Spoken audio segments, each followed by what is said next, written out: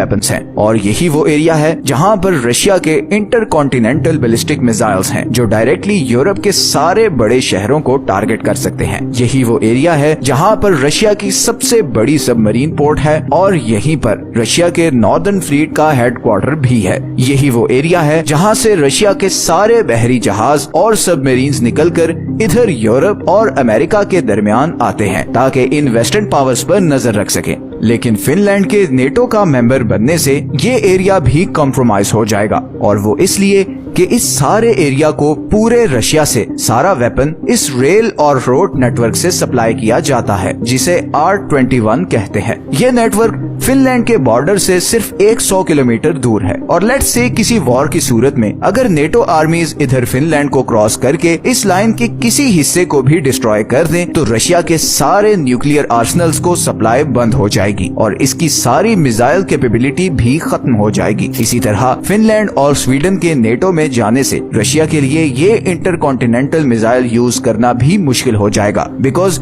इन दोनों कंट्रीज के रेडार्स ये मिसाइल्स डिटेक्ट कर लेंगे और क्योंकि ये मिसाइल्स इन दोनों कंट्री के ऊपर से होते हुए ही यूरोप की तरफ जाएंगे तो नेटो इन मिसाइल्स को दरमियान से ही इंटरसेप्ट भी कर सकेगा। इसीलिए फिनलैंड और स्वीडन का नेटो में शामिल होने का मतलब है कि रशिया अब बहुत सख्त डेंजर में है। इसीलिए जैसे ही फिनलैंड की नेटो मेंबरशिप अनाउंस हुई रशिया ने भी अनाउंस किया कि वो फिनलैंड के साथ बॉर्डर पर अपनी मिलिट्री कैपेसिटी डबल करने लगा है। इसी तरह रशिया अब अपनी सबमरीन्स पर भी बहुत हैवीली इन्वेस्ट कर रहा है और उसने 100 मेगा टन वाले पोसाइडन मिसाइल्स बनाए हैं जिन्हें सबमरीन से फायर किया जा सकता है। ये मिसाइल्स चंद सेकंड्स में पूरे न्यूयॉर्क और लॉस एंजलिस को डिस्ट्रॉय कर सकते हैं। ये सबमरीन्स हमारी पूरी ह्यूमन हिस्ट्री की सबसे डेंजरस इन्वेंशन है और ऐसा क्यों है इसकी वजह जानने के लिए आप ये वीडियो देख सकते हैं। रशिया यूक्रेन वॉर एक बहुत ही डेंजरस फेज में एंटर होने वाली है और शायद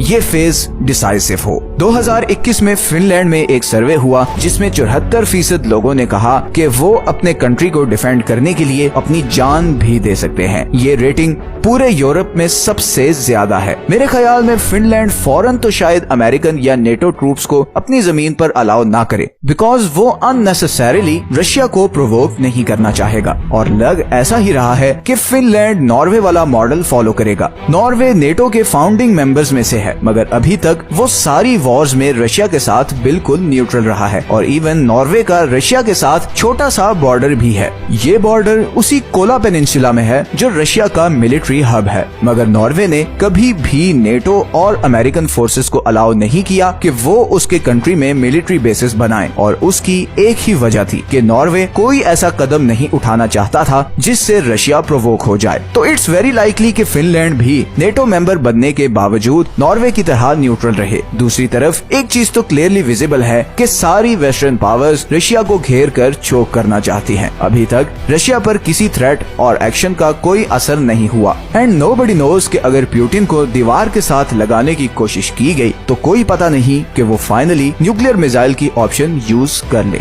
और उसका अंजाम सिर्फ और सिर्फ तबाही होगा। अगर आपको आज की वीडियो अच्छी लगी है तो इसे लाइक और चैनल को सब्सक्राइब जरूर कर दें। ये हैं वो सारे सोर्सेज जहां से हमने इस वीडियो के लिए कंसल्ट किया है। मिलते हैं नेक्स्ट वीडियो में। अपना ख्याल रखें। अल्लाह हाफिज।